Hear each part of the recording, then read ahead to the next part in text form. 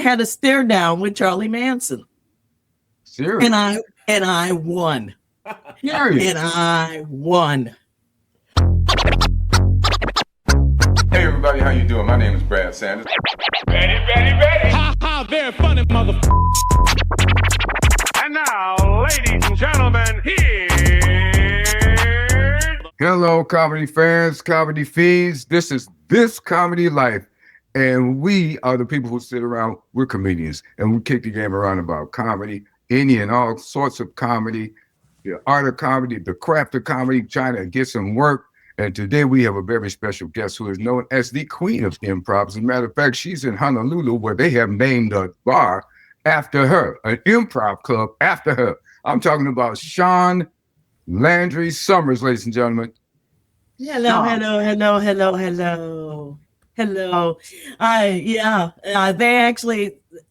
They actually named an actual bar, not here, but in Manila. Oh, Manila, that's right. Han Solo. Yeah, Manila. yeah. It was called the Landry Lounge, and my only caveat to that was, well, if you're gonna name a freaking place after me, it needs to have gin and tonics.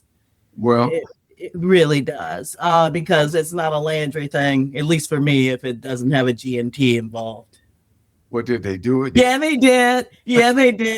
And we go back in March. We go back next month to Manila, which would be a lot of fun, the Manila Improv Festival. So But you classes over there too. You're teaching classes as well, aren't you? Yeah, teaching classes. They asked me, Brad, it was so fun. They were like, Shaun, we would like you to come back. And I'm like, I'm cool in the gang with that. And they were like, can you give us a curriculum? Because every class I do has comedy curriculum. I'm a look at the big brain on Brad. And not your brain, Brad, the other Brad from that other movie. Check out the big brain on Brad. A smart motherfucker, that's right. And I said, sure. So I sent them a curriculum of 8 classes that they might be interested in to kind of follow their theme all through this comedy festival, improv festival. And they got back to me and said, can you do them all? I'm like, well, can you pay me that much? Yeah. I was like, can you do that? No, just pick one. Pick the one you like. Oh, just put your sexy lounge voice on them when you say, can you pay me that much? Hold on. Let me do that. Well, could you pay me more? You got my money. Okay. I can hold my hand. It's all there. And I'm like, throw it at me. Throw me the dollars. Now I've known you ever since you left home to join us. I left the Southside Chicago Circus to join an even weirder, burlesque show, more burlesque than circus. Improv is burlesque, really. Tell me something. Yeah. Now, something I always wanted to know about improv people, because I'm trying a little improv myself. I went to Second City, yada yada. Me too. Yeah. But what you people do, what the improv people do, they drill deep and they go hard. So when you're up there and you're doing that improv and you're calling out whatever it is that ticks you off, what's the first thing you do when you hit the stage? First thing I hit the stage is I look at my improv partner, because that's the thing. The thing is, you can't do, it's not like stand-up, you know what I mean? Where if I'm improvising, like, say, Robin Williams would improvise during his sets, during stand-up, he just riff off of something he already knew. It's the same with me, is I need to look at my partner or my ensemble/team. I go by ensemble because team, I don't do lacrosse. I do theater. I do theater. The theater with an RE, the theater. Do magic. And it's not about me, it's about the ensemble. So the first thing I do on stage, after I kind of check in behind stage, is, are we all good here? Are we ready to play? And then we riff from there. We riff off of each other. It's back and forth. It's like ping pong. You know what I mean? React, respond, $300. That's my new thing now, Keys. You want improv class? React, respond, $300. Class is over. Let's all go drink. And That's what it is. It's so what the first thing I think on stage is that's what could happen, what might pop, because that's going to mess you up every time. The thing is, you need to be on that stage right then, right now, with anywhere from my husband, because we do a duo, with Hans, or with an ensemble. I just got finished doing a show at the Bug House in Chicago. Mm-hmm. I didn't know any of these people. I didn't know a one. Okay. Don't know who they are. So when I got up on stage, well, before I got up on stage, I just started talking to people. That's the best way to, everyone goes, oh, let's soundball, zip, zap, zop. But that's great if that helps you. But for me, I'm like, hey, what's your name? So what you do today? So how you doing? We connect together. So when we're on stage, we can connect on stage because we don't know each other. We're about to try to be funny. And the best way of knowing anybody is to talk to them. Oh, wow. Reality. What a concept. You talk to the people who you're performing with. And we did a great show.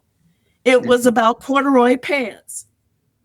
Okay. How'd that work? I want to know about that because I wear corduroy pants. I'm wearing some right now. Well, see, that's the thing. I did it basically the way it was set up. The person who set this up was like, okay, 2 people are going to do improvised monologues that are funny. And then we deconstruct, take down what was talked about.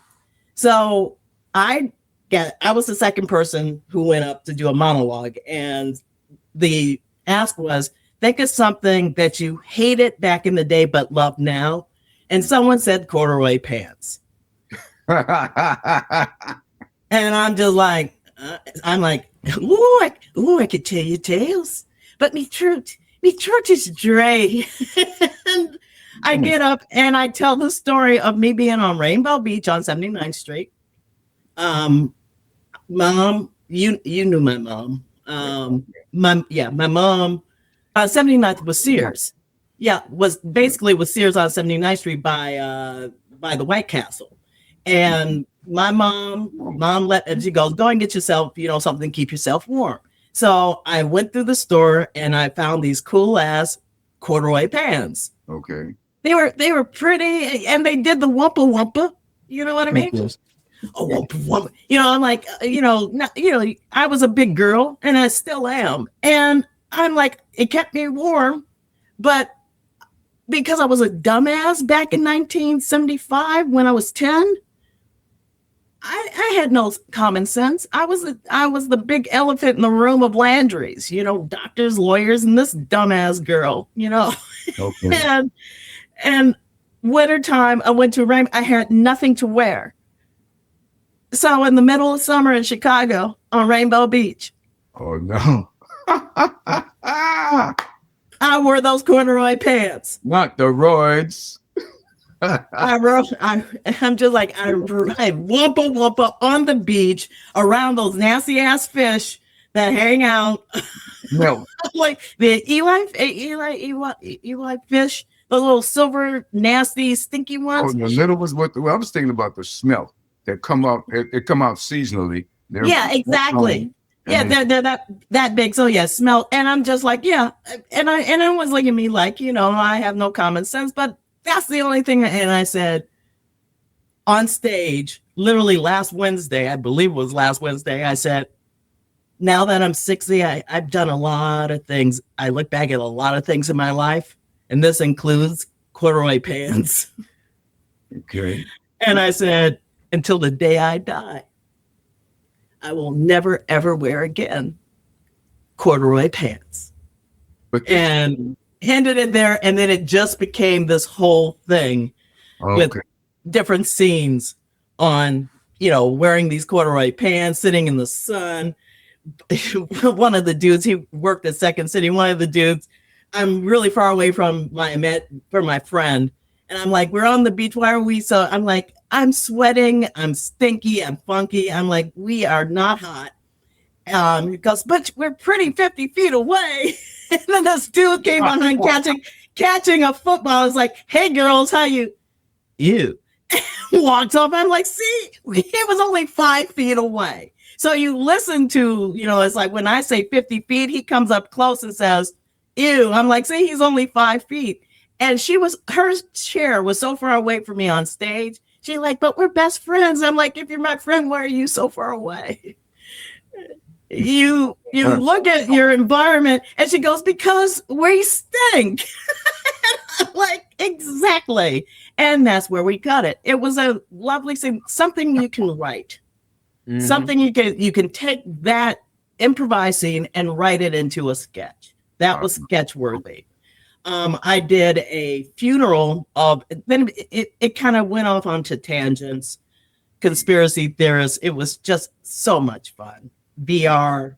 It went on absolute tangents. And that's why I love improv, because I knew none of these people. That's great. Now and you always, at the end of every show, and this goes for stand-up, if someone walks up to you, you know how you do some comedy and it didn't go well, and then after the show you try to go to the bar and everyone's kind of like this, trying to look away. They don't want to talk to you. They don't want to talk to you. It's like, oh, I like the lighting. That's when you don't do a good show. Love the lighting. This one was different. We went to the Globe, which is up the street from the Bug House, and just random people just walking up to me going, you're really funny. And I'm like, thank you. I've gotten to the point now where there's a lot of improvisers who'll downplay what they do. So it's like someone will go, hey, really good show. Well, if this only happens, like, no, you're a rock star right now. Don't go and dish your own rock starness. Just say yes and to them. Yes, and thank you. I appreciate you. That's when did that happen? That technique, or that I guess tool in the box of yes and. Yeah, it works for beginner improvisers to me. It gets you comfortable in working with somebody else. The old exercise of here's a box. It has something in it. And I go, this is a box. And it's like, yes. And open it up. They do. Exactly. Do it to me, Geese.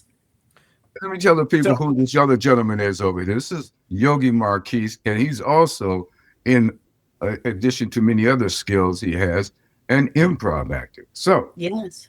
Nation of Improv in the house. See, I know, old school. I go way back. Yeah, you go way back in the day, brother. That's how I met you, was through Ronnie Ray and all those cats. Mm-hmm. We co-headlined the festival together. Yes, we did. We said Santa Cruz, didn't we? Was that Santa Cruz? Yes, Santa Cruz and San Francisco. And San Francisco, because I brought you guys in. Yes, you did. Yes, I did. Because, that's how we roll. That's how I'm like, I didn't mean to butcher your train of thought. You were going somewhere. I'm sorry. But we were about to go and give each other boxes. So here's Shaun. Yes. I just want to say, I got something special for you. This reminds me just of you. So, oh, this is lovely. Thank you. Oh, it's a bow for my hair for Honolulu. That is just my God, absolutely sweet of you. And I got you something here from Waikiki. Ooh. Because hold on, it's almost, you're gonna love that. You're gonna love that. Oh my God, it's a conch shell. See, I can hear the whole ocean. You can hear. Oh, wah wah wah wah wah wah wah wah wah. And that's how you do it. That's the object of yes anding. You're giving a gift. You're yes anding that gift, because give me a gift. Just say, here's a gift. Here's a gift. I don't want it. I don't know what to do with that. What are we going to improvise about now? That's what Marty used to say. But do a gift. Okay, I'll take this one. Okay. Oh, look, it's a peanut. Thank you. Appreciate you. That's George Washington Carver's peanut. Well, the brother did some good. It looks like a presidential-sized condom. Well, and the weird thing is, it's orange too. It's color coordinated. Exactly. Go to the genitals, the presidential lens. The presidential digitals. Yeah, exactly. Did you I try to keep up with the news today. I looked at the news and I'm just in here going, I guess he did another tangent and used the term board of peace, the board of peace. Mhm. And he goes, I'm bored of peace. BORED. Oh, Bored of peace. I'm bored of peace. I need me a war. my and his hand, this whole scar. I'm like, I'm convinced that's not a bruise. I just believe that's Satan coming through his skin. Can I now? I want to hop in. I know we're having fun, but I do want to go back to something with Shaun. Yes. I know that you guys have known each other forever, but what was your journey to comedy? How did you get started in comedy? I'm going to be very blunt honest. Actually, Brad, a large majority of why I wanted to do comedy literally came from knowing you as a kid. Back in the 70s, when you used to come over to the house and you and my Uncle Ron used to cue in the wintertime, I looked at y'all and y'all always were joking. Always was joking. I'm just like, I want to be like my uncles. I literally wanted to be like my uncles. Wow. And then later on, when you went to LA, and I'm still in Chicago, and I'm a massive fan of Robin Williams. I mean, like, the brother got me through my puberty. Literally. I'm like, basically, Willy Wonka. He got me, that hairy monkey. That man was so hairy. I'm like, he was like a walking fur ball. But I wanted to meet Robin Williams. So when I saw you on the Richard Pryor show with Robin, I was just like, because at the same time, Mork and Mindy was playing at the same time as the Richard Pryor show. Yep. And I'm just like, that's my uncle. He knows Robin Williams. I want to do what they're doing. I want to go to LA. I want to go to LA and I want to go to wherever the comedy is. And I started looking for comedy. And I got big into Saturday Night Live. And then I realized that all of the SNL crew came out of Chicago. I'm like, where's this magical place? And I'm like, oh, this magical place is on the north side called the Second City. So I started taking Goodman classes when I was in high school and went to Goodman. And then we went to Second City. I'm like, at that point, it was Tim Kazurinsky who was on stage. Timmy was on stage. George Wimp, God rest his soul, was on stage. And I'm just like, yep, want to do this. And then I was looking at the stage. I'm like, they don't got a lot of black folk up in here. Not many. Not none. I was the only one when I went. Yeah, but the thing was, at that point in time, I'm like, I'm gonna just bench this for a minute. I'm like, you know what? There's a bunch of other places doing improv because at that point in the 80s, there were 1,000,002 improv places. Everybody had their little mini Second City somewhere in a bar or, wherever the hell they could get a stage and convince the owners that, hey, we can do some improv for you in the back room for free. That kind of thing. For free. For free. Stand-ups get paid. Improvisers don't. That one is. No, I mean, it's literally all, most of it's all pay to play. But I ended up finding Hans in the Chicago Reader. I joined Geese Company. I'm like, oh, first off, this is actually a little different than what I was expecting because I was doing theater. It was predominantly commedia dell'arte, improv, and I was working in prisons and penitentiaries for about 2.5 years on an international harvester school bus. Keys, yeah, with a dog in a penitentiary. What were you working with on stage? Yeah, drama therapy. Okay. All right. So I was doing, doing drama therapy in prisons. And I think I've joked with you about this, both of y'all, which is like, I did not start as like, my name drops are so fucked up. My name, like, I met Manson. I met Speck. I met Geen. It's like, the big ones who did a lot of horrible fucking shit. I had a stare down with Charlie Manson. Serious. And I won. Serious. And I won.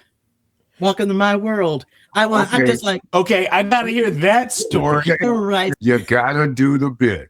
All right. So here we go. So I'm in Geese company, where first time I've ever been to California was going to San Quentin. Charles, Mr. Manson, Charlie, because we're buds. We were like this. First time I went to California, going to San Quentin.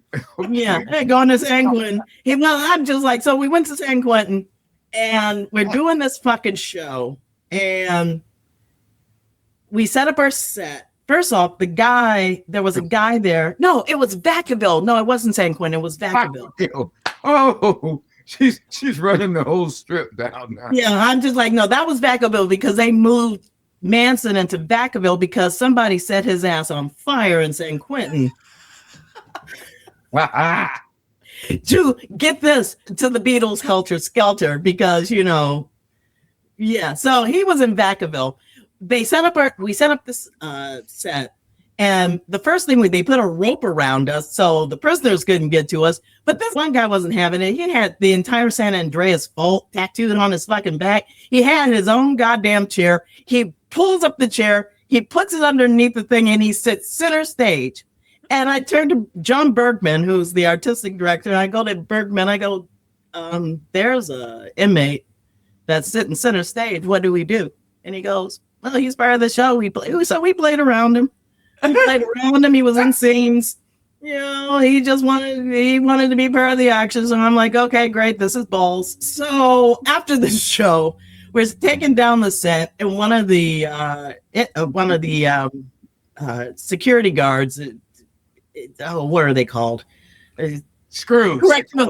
Screws. Yeah, correctional officers. One of the correctional officers walks up to me and Bergman and goes, Charlie would like to go and see the black woman and the old hippie.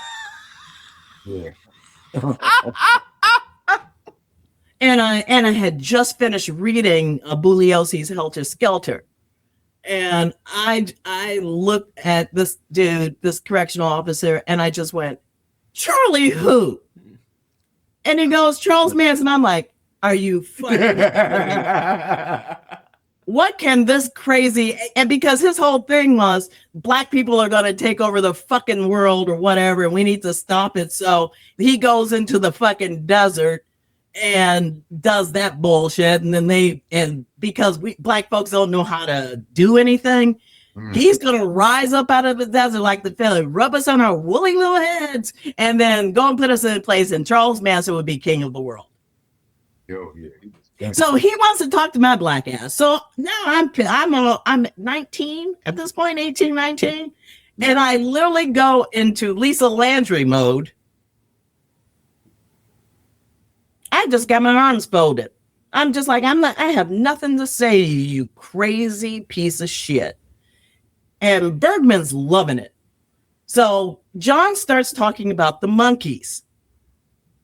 The monkeys, because at this point, it was one of the monkeys who actually, all these guys, The monkeys. Which monkeys? the monkeys and also the Beach Boys, were the monkeys. you keep monkeying around. Yep. Yeah. So he starts talking about, because Charlie Manson, like most crazy nihilists, past weirdos, are big in the music scene or art, that kind of thing. So he starts talking about the Who and the Beach Boys and the Beatles with Manson. And John is talking in his English accent to him. And Manson, I'm standing next to John, and Manson is here. And he starts looking at me like this. And I'm not saying anything. So me and my brother Ron used to do stare down contests. When we were kids, who would blink first, that kind of stupid thing. So I just stood there and stared at him. And I kept staring at him, and he kept staring at me, and he's looking at me, and I'm looking at him, and he's looking at me, and I'm looking at him. And he finally does this. He blinks. And my face just goes. Got your ass. And he turned right back to Bergman and started talking and didn't even miss a beat.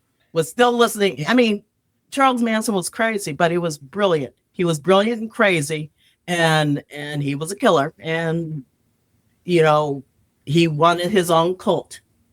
He wanted his own cult. Okay. And that's what he got. But yeah, I stared that motherfucker down, and that's the end of that. And that's the end of that story. I won a staring contest with Charlie Manson. Yeah. Thank you. Wow. Hey, that's something to put down in the record book there. Oh yeah, it's already down in the record book. I did a book that no one has read called Lesbian Dancing After the Show. Is this available on Amazon? It is. You can actually, if you type it in, I think it's on. It's not on Amazon. Someone wanted me to put it on Amazon. I'm like, I'm a pretty A personality, would do it, but that's a lot of work. That's a lot of work to go ahead and move it from one platform to another. But if you Google Lesbian Dancing After the Show, Shaun Landry, basically for all purposes, after every show when we lived in Seattle, Hans and I, we performed at a lesbian dance club.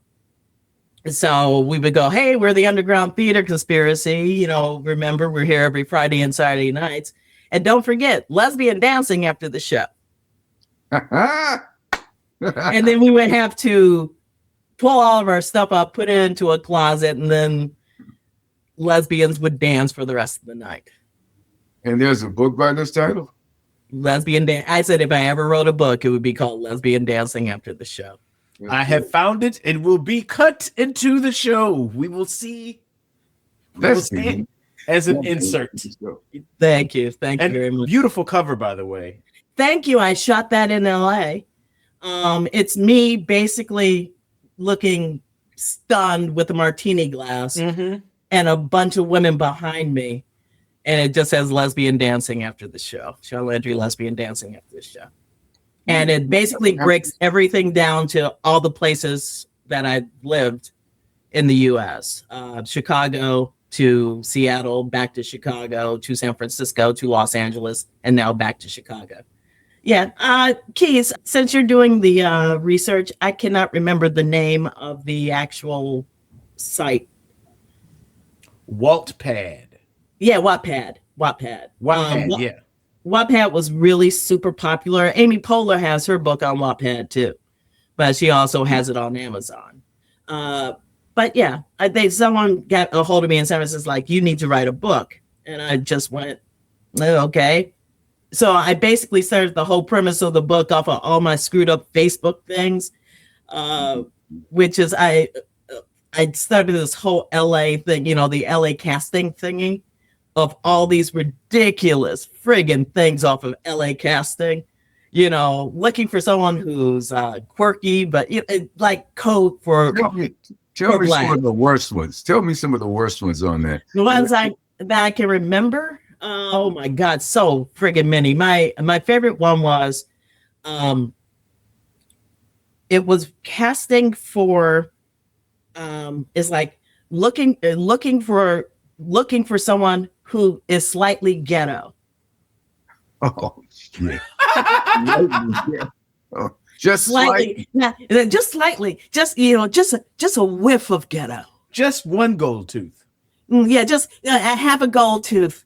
A half a gold because it's slightly ghetto. Yeah, and it has just one tooth. Just an outline, and it could be the same shade of the paper bag. Oh, I mean, little. They also asked us like you need to wear a do-rag or one of those, just it had the full 9 yards. It had the full 9 yards in it, and I'm just like, wow, just wow. What was the show for? I mean, what was the show? I don't. It was a film. It was. It wasn't just the breakdown you were reading. It's all the breakdowns. Oh, it's all the breakdown, and it's always my favorite ones are always we'll give you copy in real. We'll give you copy in real. I'm like, how about this, motherfuckers? Why don't you start again and then pay people? I'm like, I'm not going to work for copy in real. Your copy in real, if you get it, is not going to go and feed my black ass. It doesn't, Explain exactly what that is. For the the reel is after you do the gig, they will go and send you a reel of what you've done. Send you a thank video. Yeah, Thank exactly. you. Now I get it. Now that shit do sound crazy. Yeah, I'm just like, no. Getting real. Don't worry about that. We'll give you and we'll give you a meal that'll possibly be peanut butter on set. I don't want you copying real. I'm not gonna drive all my black ass out to some weirdo place in LA or outside of LA, to go and do some bullshit. Oh, I also love the ones where it's like, are you good with nudity? Are you good with nudity? I'm like, no, I'm not. And you get in the room and they, you go to this audition and it's like, are you good with actually that was a HBO show that I did. And this one, I'm like, why don't you just get a porn star? Why are you bothering us black women when you can get someone who actually does this, who actually don't mind bearing their all? Remember I did a version of Hollywood Shuffle for women? Then I actually used you. I so wanted you, Brad, to be in this thing because I actually wrote you in it. And I did tell you because I basically because I had this conversation with you when it happened. When I did this audition, it was an Adam Sandler's flick. Okay. It was called initially I Hate You, Dad, which turned into That's My Boy. Okay. And Sister Soul, she has very short blonde hair. She's heavy set. Mm-hmm. She's a stand-up comedian. Lunel. Oh, you Lunel. Okay, I was getting ready to say that sounds familiar. Lunel. Yeah, Lunel ended up getting the role. Okay. So I went in for this, and the script was written in Ebonics. And I just went, I don't think you need to break down how to go. I'm like, I get the gist of this character. Why is this written? And I'm like, I don't want this. But my agent was like, you got to go.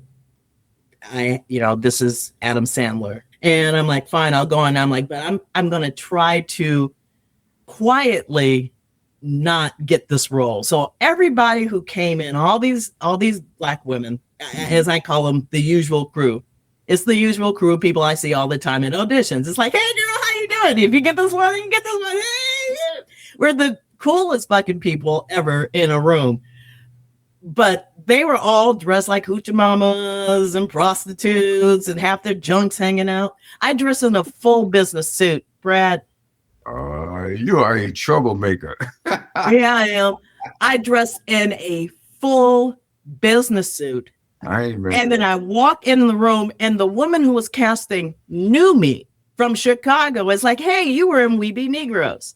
And I was like, yeah, I was.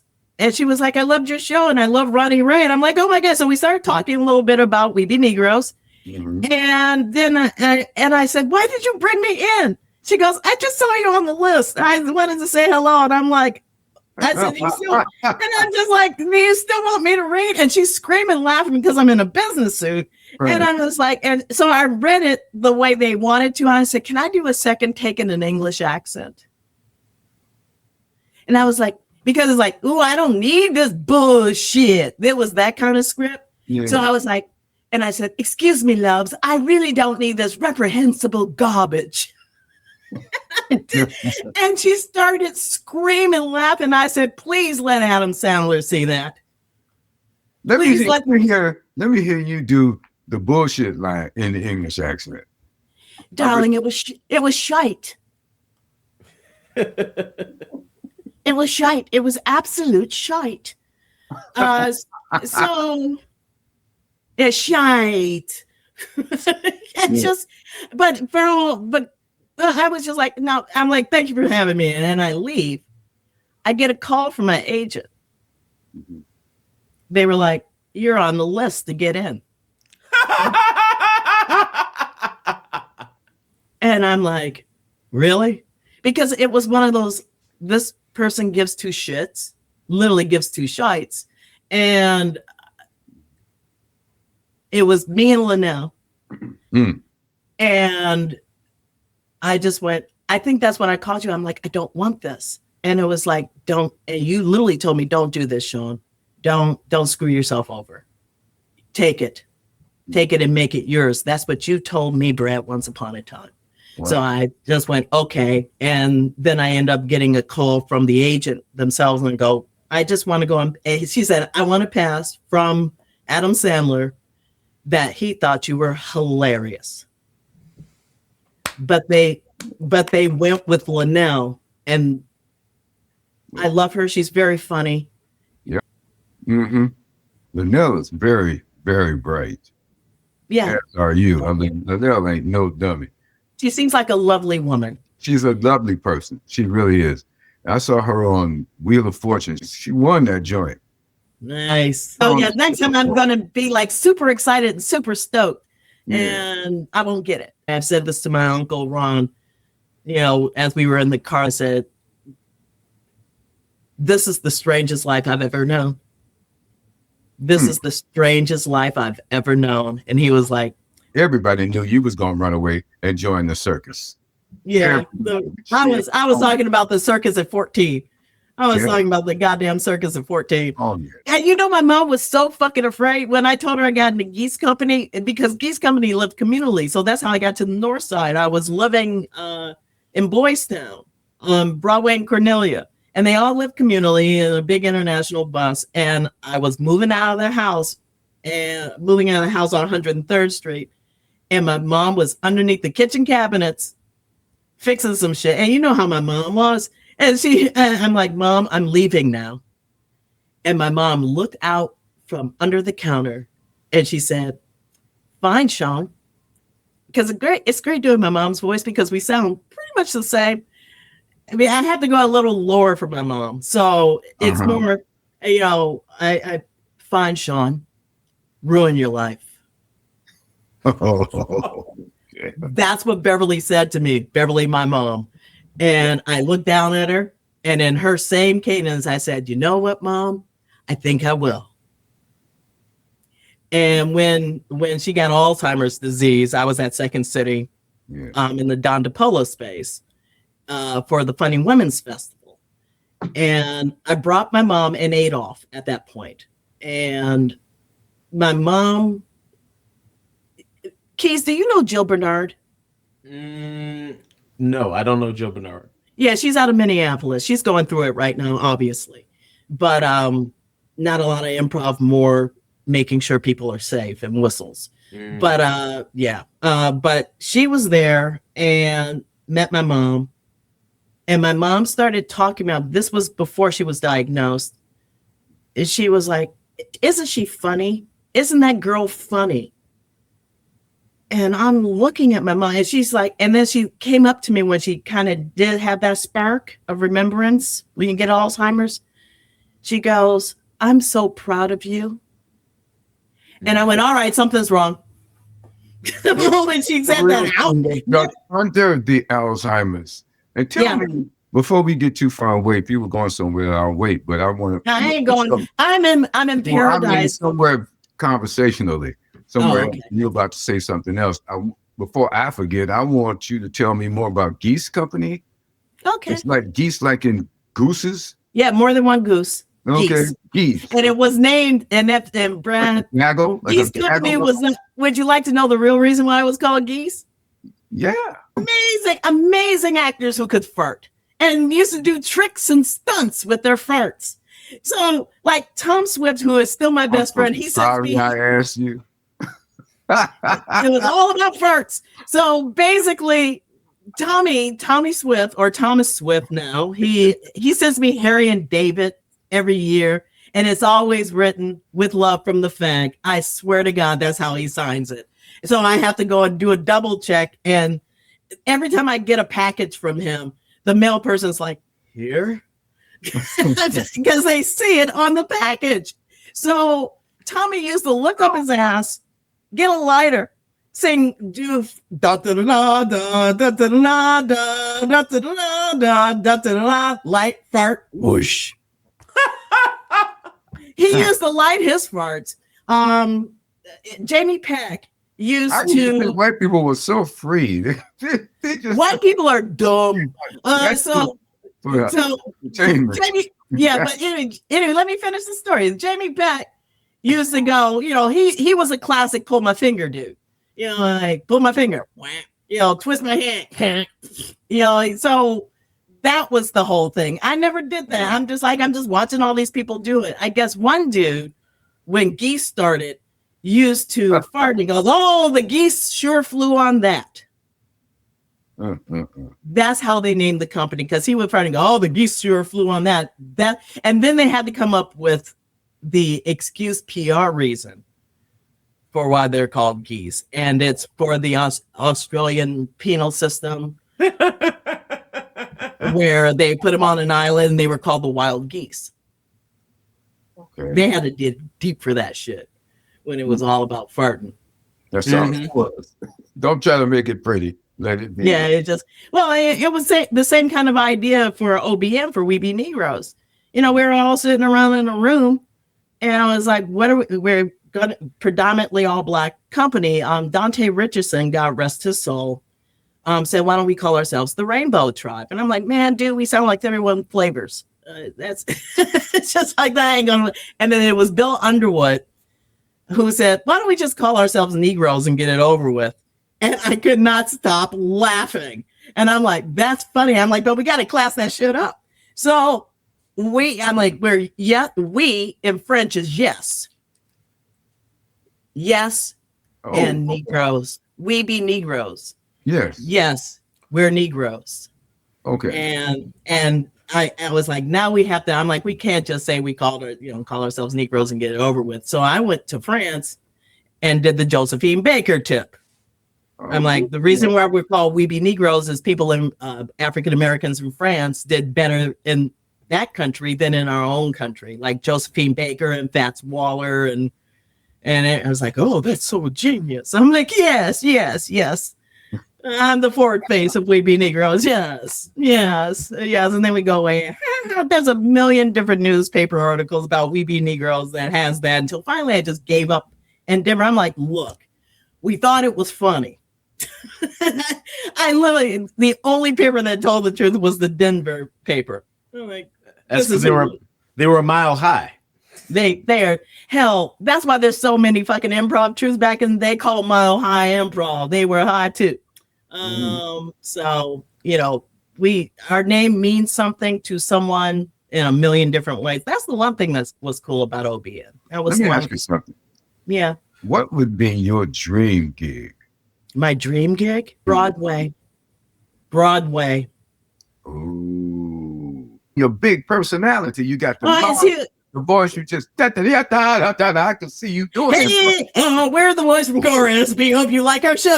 You're really rooting for us, but now it's time to go. I would I would love to be on Broadway, and with Hans specifically, and do kind of a lay May Mike Nichols thing with music. That would be super duper fun. I know enough people to go and possibly set that up, but at this point, whatever happens. I'm sincerely loving just, when I came here, everybody was like, it's so funny. Everyone on Facebook is in Honolulu, Hawaii, coming to you from Honolulu. Yes, I am coming from you. But all my friends, I'm in Paradise. Most of my friends live in Paradise. And everyone I wasn't going to announce it on Facebook or IG or anything like that. There are very few people who knew. Hans knew, because he knew I needed to get away. I needed to see friends. My friends obviously here. So I didn't tell anybody. So when I started posting pictures, literally today and yesterday, that I was here, all my comedy friends are like now texting me, going, where are you performing? Where are you performing in Honolulu? And I'm like, I'm not. Here's the thing. I just needed to be in Paradise for a minute and do nothing. sometimes I need to shut the big brain on Brad down to a small brain watching people, go and have matcha ice cream, which is disgusting. And matcha ice cream is gross. And I'm like, I can take my Starbucks card and go up the street, where my friends got married, because that's how I found this place, and just eat some pistachio coffee. I just want to walk the beach. I took pictures of me with my feet in the sand. I have been here 6 times doing theater and comedy. I've never been to the beach. I'm like, fuck this. I love seeing 300, 100 seat proscenium arches, but at 60, I'm 60 now, Brad. I'm just like, no sympathy here. I'm old as hell. Yeah, you almost dead. I'm just saying. Yeah, well, look, you've traveled the world doing comedy, yes, and have led workshops, done workshops. For you, what is the most rewarding part of being a performer? What is like that part you're like, if I could just do this? These are the things that I love. I love, like, I was just in Norway, Oslo, Norway, and seeing, as a teacher, seeing it click, seeing the light come on, and going, I get this, and then them becoming better actors and better comedians wherever they want to go. It's not just some kind of hobby. A large majority of improv lately that I've been saying has been, I believe in community, but the community is about performing. It's not just us going off stage and being connected to each other off stage. We need to be performers on stage. So when they see that click, my thing is, when someone realizes that they are an actor, they can embrace that. I dig that too much. When I'm, as a performer myself, one of my favorite moments on stage, I love the laughter. Holy shit. I mean, it's a junkie thing. You know what I'm saying? Yep. I so need that laugh.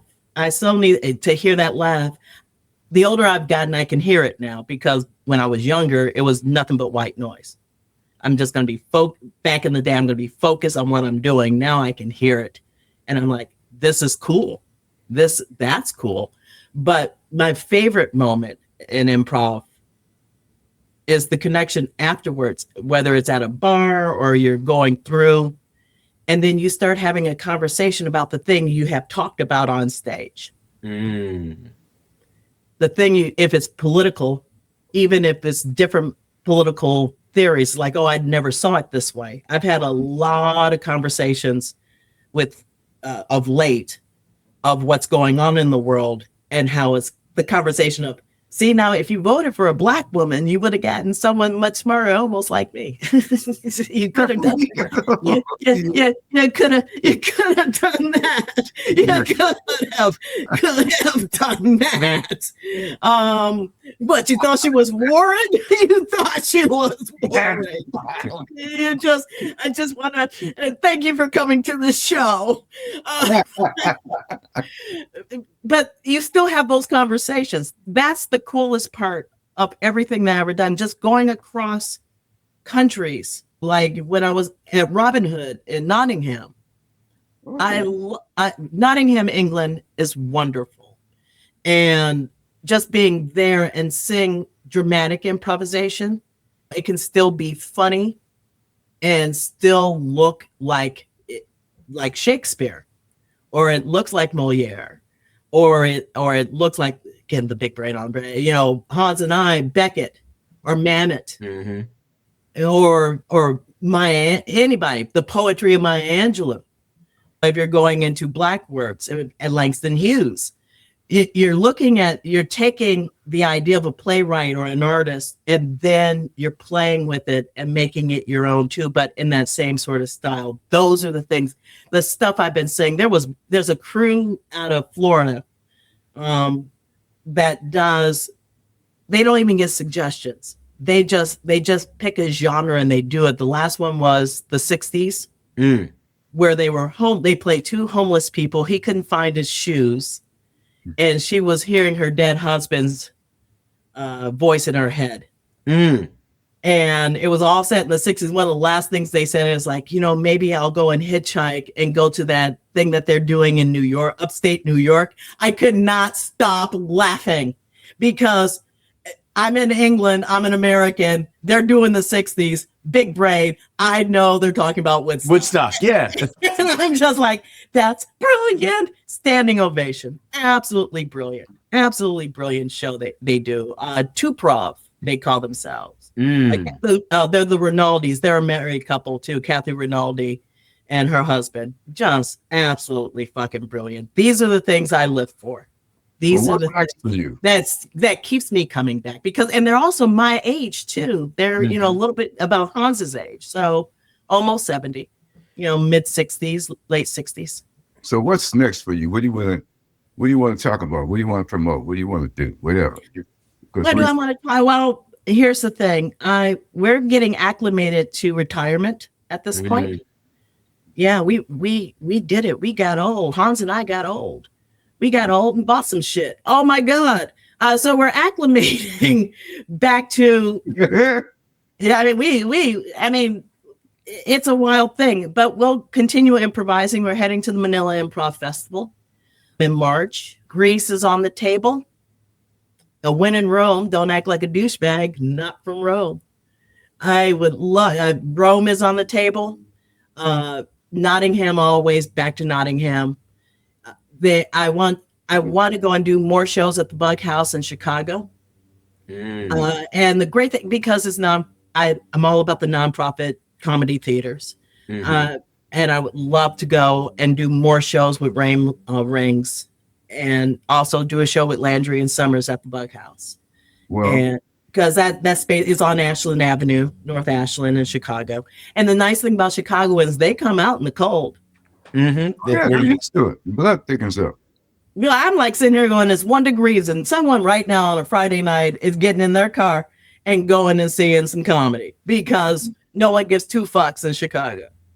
And I love it. It's like, Cole, this is Hans calls it, you know what he calls it? He calls it today. I talked to him today because it's -1 right now in Chicago. And he goes, I'm like, how? And our heat went out in our condo. So he's sitting in 50-degree weather, all bundled up with the cat. And he goes, it's fresh. It's fresh in here. And I just went, it's fresh. Exciting. Do. You're freezing your white ass off. You're fresh. You're freezing. Call it freezing, boy. Just like, Shaun, I am now improvising how cold my husband is. I know. And I love it. And I love you. And thank you so much for coming on to This Comedy Life and sharing your experience with us. It was my pleasure. Anytime, anywhere, any place in the world, including Honolulu and Waikiki. And Yogi Marquis, always a pleasure. And we have these fabulous, you might not have noticed these sweatshirts that we're wearing because we're a comedy gang. Yeah. Marquis. May I get a t-shirt? What did you call us, Keith? What did you call us? You said we were the Comedy Crips. Yeah. What set you from? Yeah. I'm from the Comedy Crips, brother. Yeah. Some of us is Crips because we from the West Side. Some of us is Crips because we old and crippled. Yeah. Well, I'm from the West Side. I'm from the South Side. How do I fit into the gang? That's because this is how you fit in. Yeah, and the slides. You slides, baby. You get yourself. You could have taken these to Honolulu with you. I could. I'll take them next time I come. There you go. On the South Side, you're lucky you're just not a part of the other Crips, the one with the T at the end. Okay. And, that one's got a YT in it. You don't. Yeah, it does. That does. YT. Yeah. Well, here's the thing. I'm in Rogers Park, so I don't even know where I fall. Interesting artists up in the house. Rogers Park.